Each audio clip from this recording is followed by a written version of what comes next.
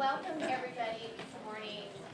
Thank you so much for being here. It's just been a great morning so far. Some great sessions already, and I know we're just getting started. So again, thank you so much for being here. I have the honor and privilege of introducing our speakers for the next session. And I don't think there are two more appropriate people to be speaking about servant leadership with us today.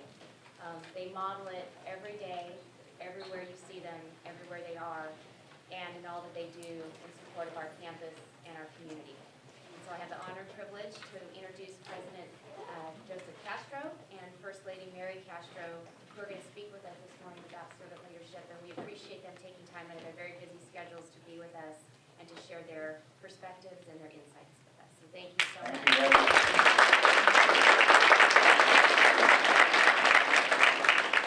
Thank you, Debbie. Appreciate that introduction. Good morning, everybody, again. Good morning. So Lorenzo Rios set the bar really, really high. That was a terrific presentation. And as I look around the room, I see a lot of experts on leadership. So that also is raising the bar here. But Mary and I were thinking about this presentation together and how it would go. And we both plan to share some of our thoughts and experiences about leadership and servant leadership in particular, and then kind of open it up for a dialogue. So I'm hoping that that'll be okay with you. So we're going to leave some time to have that kind of dialogue.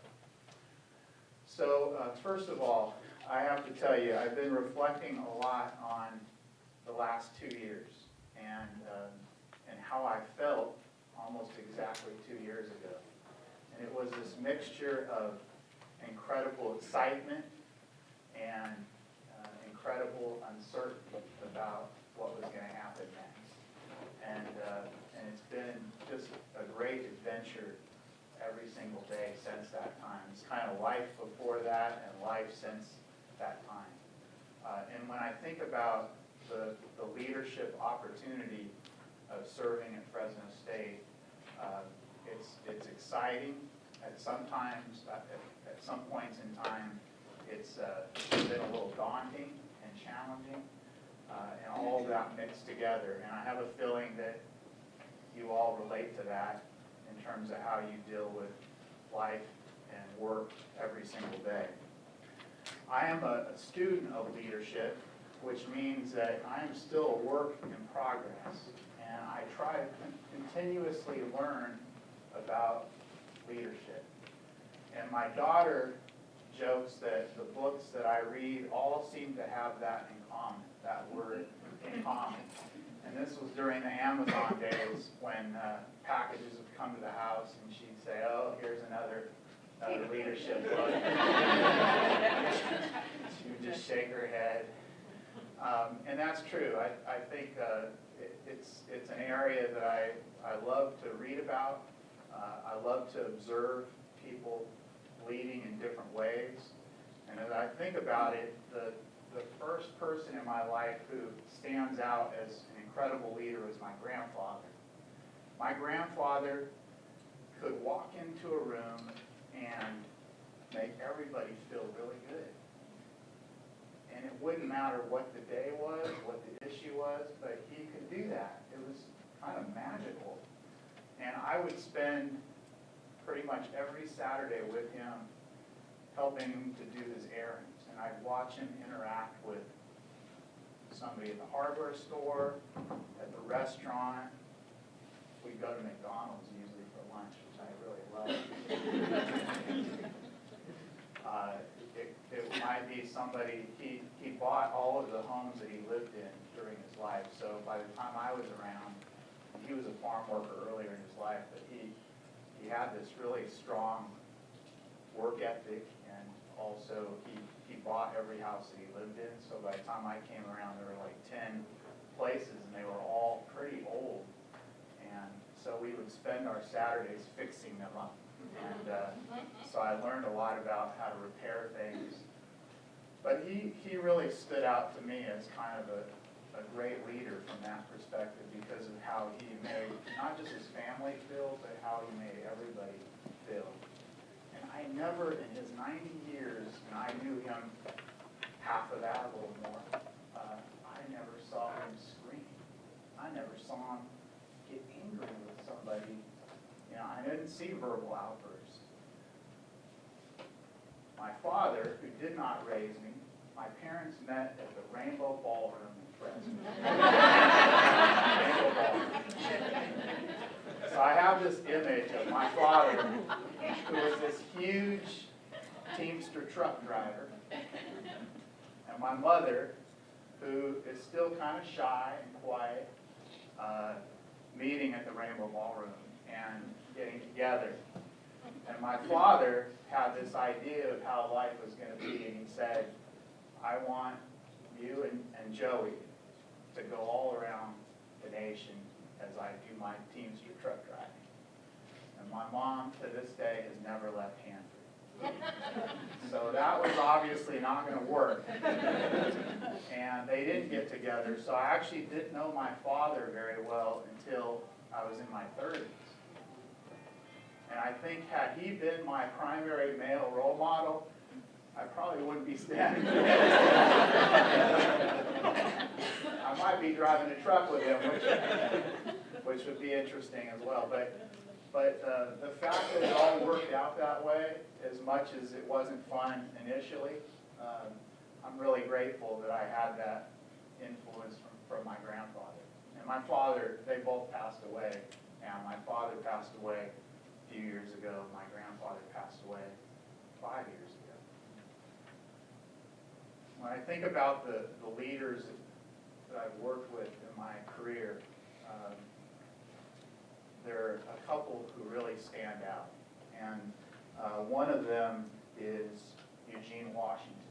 And some of you met him a year ago when he came to speak at my investiture. He grew up in segregated schools in Houston, Texas, and had this incredible life story. And by the time I met him at UCSF, he was the provost. And he was just the most inspirational person I had worked with at that time. And we'd have these great conversations about how to improve things at the university. But I really learned a lot about leadership from him as well. I learned from men and women. Earlier in my career, I worked with Carol Tomlinson Kesey. She was the founding chancellor at UC Merced. Vicki knows her because Vicki worked there. Diana Rawls worked there as well. She was such an incredible leader that when I walked in the room with her, especially when there was a room full of young women, professional women, she would light up the whole place. And she was such an incredible, charismatic leader for that campus. And as Vicki knows, she was diagnosed with cancer shortly after she became chancellor. She served as the leader of that campus with cancer. She'd go get her treatments on Friday, and she'd be back Monday, right? And just an incredible leader. Servant leadership. What does that mean? For those, how many of you have taken courses on leadership? I have a feeling it's going to be a lot of you. Okay. So, my favorite course on leadership was taught by Jim March at Stanford. And his reading list was Joan of Arc, Godfather, Othello, let's see, War and Peace, and I might be missing one or two, but that was probably one of the most fun courses on leadership that I ever took in my career. How does servant leadership fit into that? For me, servant leadership is all about how to focus on those that you're working with, those that you're serving, whether it's, in our case, the students, and all of us focusing in on what's best for the students. Now, if you read a lot of the leadership books that I've read, first of all, a lot of them focus on one person. Most of the time it's a guy, especially the leadership literature from 50 years ago. It's this great guy leading the charge. And I think Lorenzo dispelled a lot of that myth of whether that model works. If you consider the African proverb, I want to make sure I get this right. If you want to go fast, go alone. If you want to go far, go together. I think that proverb for me resonates so much with why I think servant leadership is a great approach to leadership. It may not be the only approach. I don't want to suggest that, because there are lots of different ways to approach this topic. But for me, it resonates because my working theory is by focusing on the students, by focusing on what Katie needs, or Sarah needs, all of you need to serve the students, our university will rise. We've talked about academic and athletic programs rising together. At the core of it for me, it's to have a long-term view, not next year only, or 5 years, but 10, 20, 30, 100 years. How many of you have relatives who lived to be 100? Anybody here? 100 years, a lifetime. So how can we position Fresno State, in this case, to be the very best university it could be in 100 years? It will look a lot different than it does today. How can we together, living at this very unique time, take our energy, our passion, our commitment, harness all that, going in one direction to take the university to a higher place? And I don't know about you, but there is no more worthy mission that I could find than the mission of a university. And leading at a university is so much of a privilege, and I know that word can be used often, but and that's why I'm in a university. When I thought in college about what kind of organization I wanted to be part of, I was, as a young college student, my life was transformed by higher education. So I got firsthand that experience, like so many, probably all of you. And so to think about how it transformed each of us and how it can transform so many others, that's really what draws me to being in a university. For others, it might be K through 12. Marcy serves on the school board. For others, it might be a private company. I think we all have these special gifts, and aligning those to a career of challenge and meaning then leads to impact, for me, is what has resonated. How am I doing on time? At the core of it, as Paula and I and others of us have talked about, at the core of our organization and of life in general is the development of authentic relationships. Authentic relationships. So the idea that Nancy and I are going to get to know each other better, and I might disappoint Nancy at times, and I have.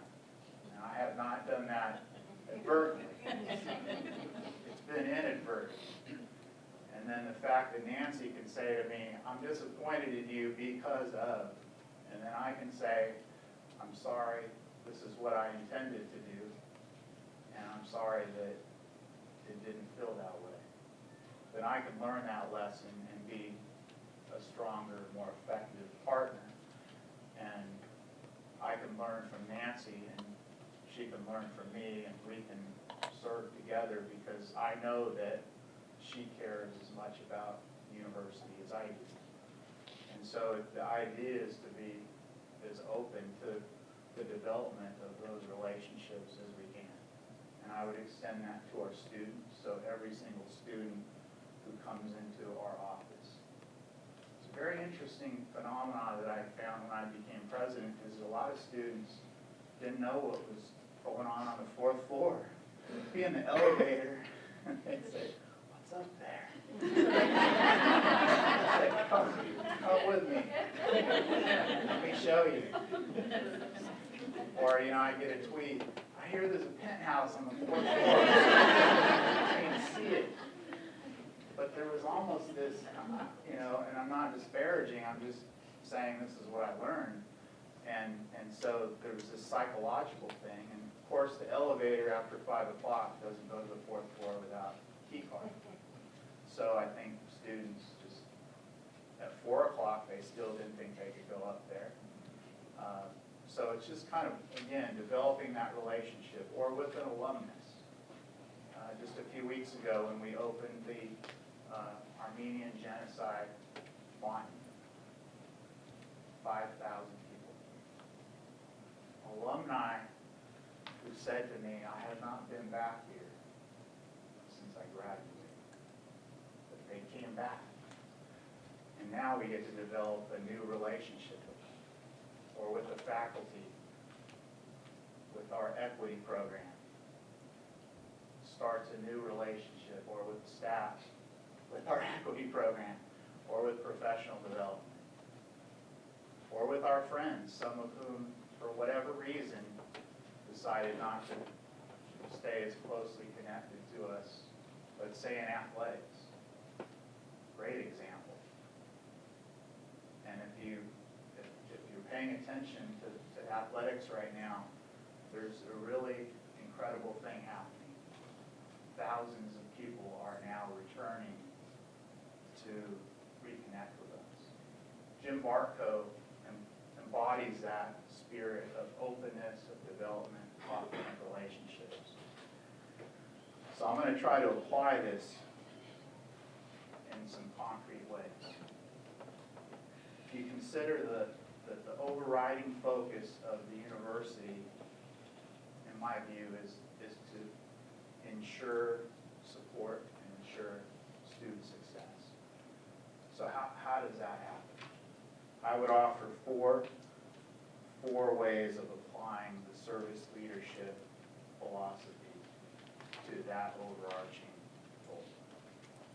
One is our people. Attracting and retaining the most talented and diverse staff and faculty that we can. Getting, as Jim Collins would say in Good to Great, for those of you who have read that book, getting the right people on the bus. How do you get the right people on the bus? And then keep them on the bus. Because if they're really good, they're going to have chances to get on other buses. So how do you get the right people and then keep them on the bus? How do you create and sustain an environment where everybody thrives? Every single one of us, every student, faculty, alumnus. How do we do that? That takes all of us. I can talk about that as much as possible. But if folks are not buying into that, as Lorenzo said this morning, it could just be an empty promise. So what does that mean for us, and how do we define that? And how do we sustain it? I would say it's probably the most important thing after getting the right people.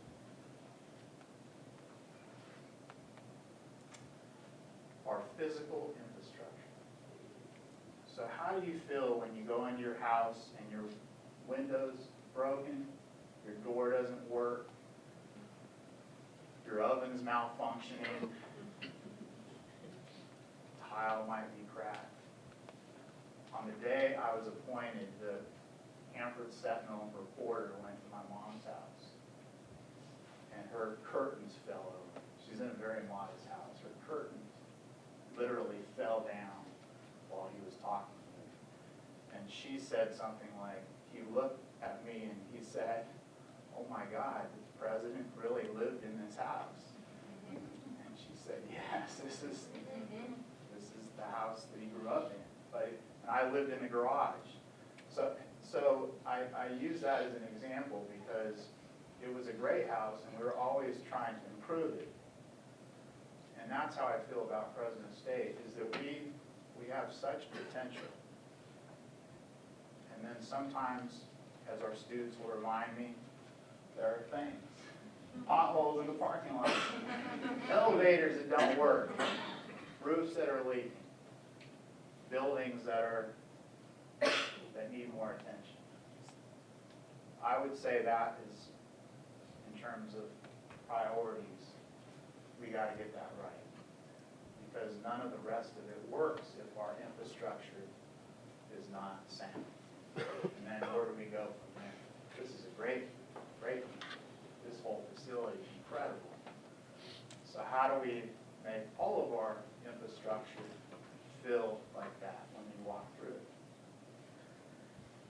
And then I would end by saying, how do you create the environment where every voice matters, where every single person matters?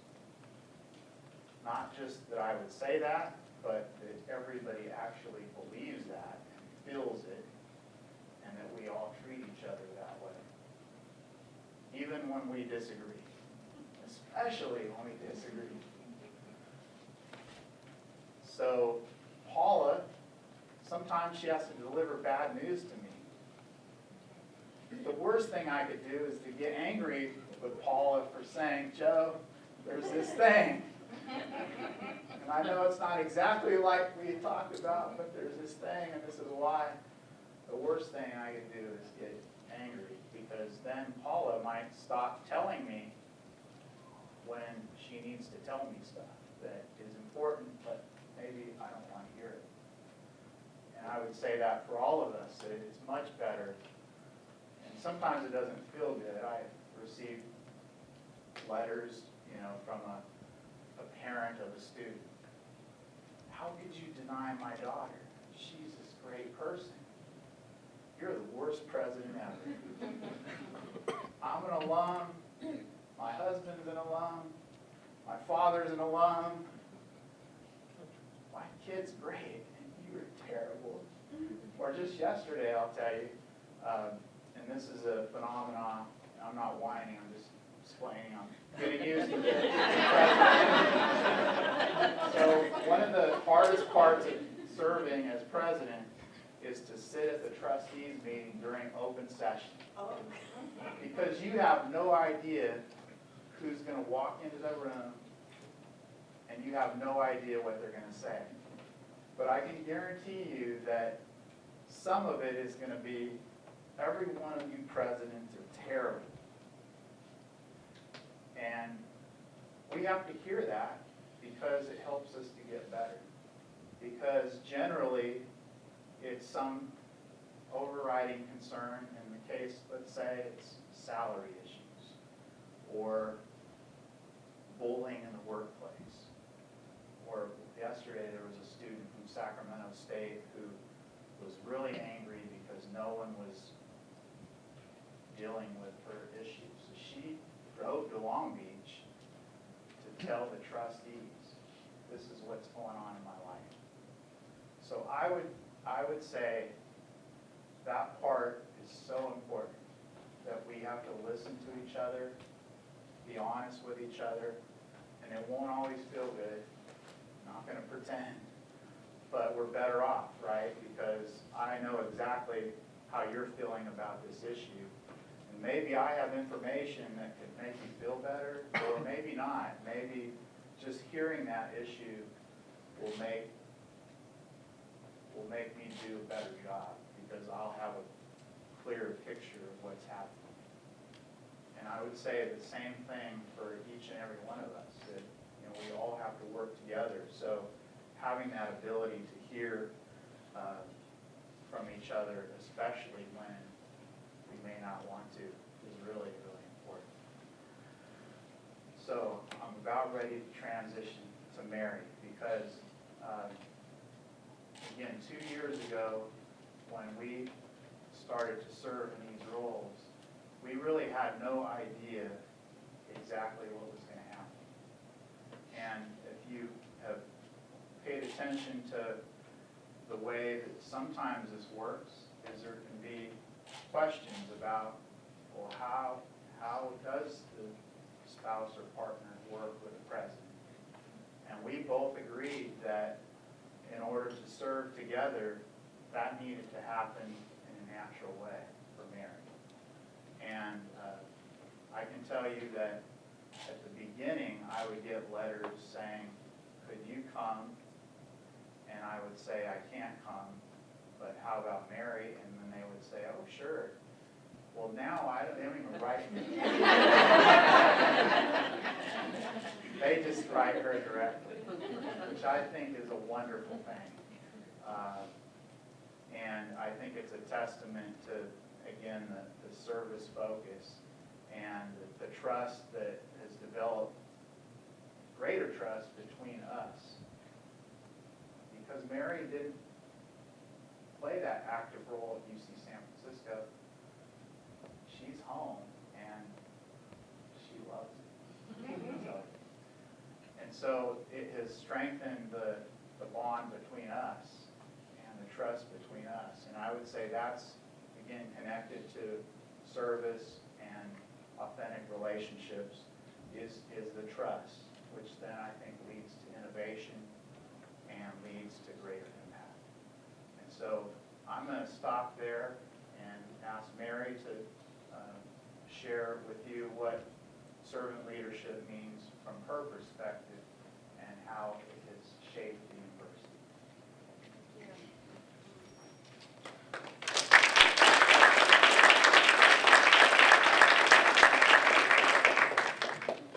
You want to use this?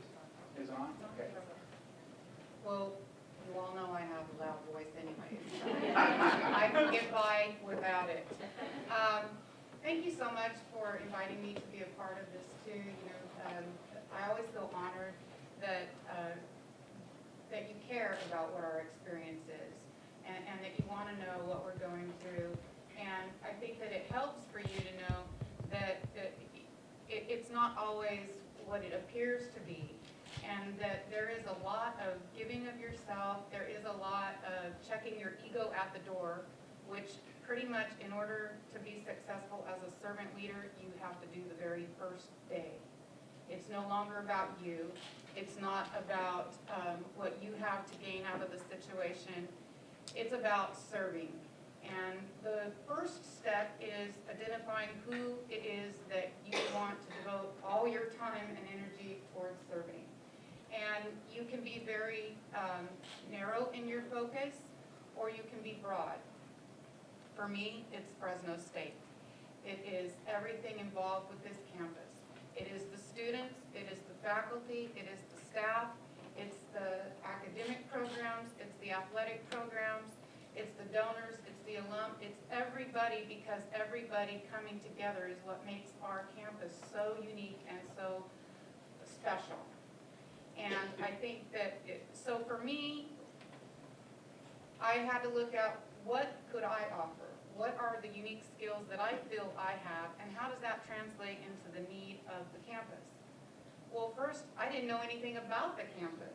So whenever you're going to start to transition into being a servant leader, I think you need to spend time learning about who it is you're serving. Go sit and listen. Have conversations, really care about what they have to say. And you're going to hear positive things, you're going to hear negative things. Over time, hopefully you hear more positive than negative. But I found that coming into a situation where the role as the spouses of the president was not traditionally done the way that I felt I could help and serve the campus, that people would just instinctively want to tell me their stories, would want to share with me their experiences. big part of me serving them. Then taking what I heard and trying to make positive changes was a way that I could help. And how can you help when you technically don't have a position on the campus?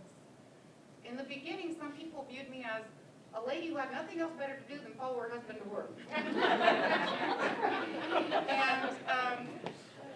And there were some mean things said. But to me, I just said, I just want to find out what they want from me. And I'm willing to do whatever it is they want from me. And if that's climbing the ladder in the rain for a ceremony, if that's walking around in fields to learn more about agriculture, if that's collecting food for students and talking about the food insecurity everywhere I go, I'm going to do it.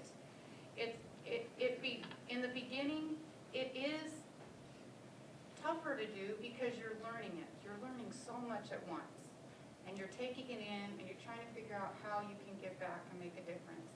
But it becomes easier, it becomes so natural, because the more you know about the people you serve, the more you want to do. The more you want to find new ways of surprising them and supporting them and helping them, and ways to support your spouse and the president, and it becomes more natural. People ask me, the thing they ask me a lot is like, how do you do it? How do you keep going? Well, because your strength comes from the support staff, support system that you develop.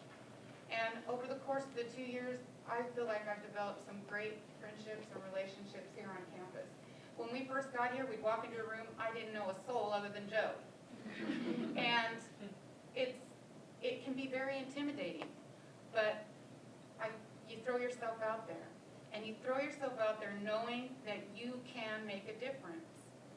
And I'm very happy to be a part of this campus, and I think that if Fresno State isn't your thing, there is something that you can find that you can commit yourself to and make a difference and make a positive impact.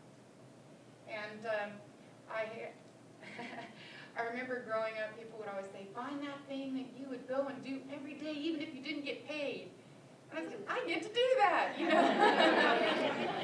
I get to do, my motivation to get up and to attend events and to represent this campus is because I'm so proud of our students. I completely believe in our mission here. I believe in the power of education to change and impact the trajectory of a whole family. And when you're standing at a graduation and they have the students stand up who are first generation, and you see over half of those students stand up, that fills your gas tank to go another year. And when I had the opportunity to hug the students at the graduation, I'm ready to go. I'm ready to go and do whatever else is required. And you can find those moments in whatever you do in leadership and in whatever you do with serving that will refill you, recharge you, and help you get through the rough patches. Because you will be surprised, but sometimes the biggest criticism you will get were from people who were your friends or your peers. They don't understand why you're not motivated to have a bigger house, have more cars, have more possessions, why you don't want a bigger title, why you don't want a bigger salary, why you don't. It might be hard because they're in a different place. And I'm not trying to be pious when I say that, but at some point, for Joe and I, we decided that those things were going to come and go. What we wanted to do was find a way to make a lasting difference. And we are genuinely blessed and fortunate to get to be at home. Most presidents don't get to do that. When we go and talk to schools in the area, we can tell the kids we sat at the same desks you did.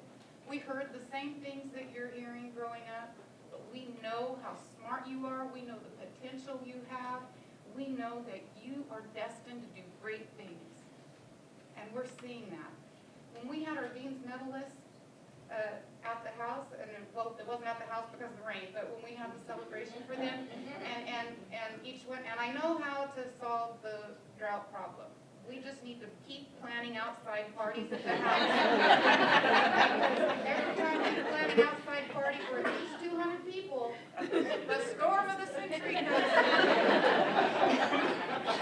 But when you hear the stories of the medalists and each one, you hear one and you're just overwhelmed and how incredible and wow, look how young they are. They put all this ahead of them. Then the next one steps up. And you know that those are just the ones who were selected. Our campus is full of students with that kind of potential, with that kind of drive, and we get to be a part of their success, and we get to be mentors, and we get to be people who smile at them and help them and hug them and support them, and that means a lot. And I know we're going to do question and answer now, so I really condensed what I had to say, but I just wanted to share with you that servant leadership can be very rewarding in ways that you've never experienced before.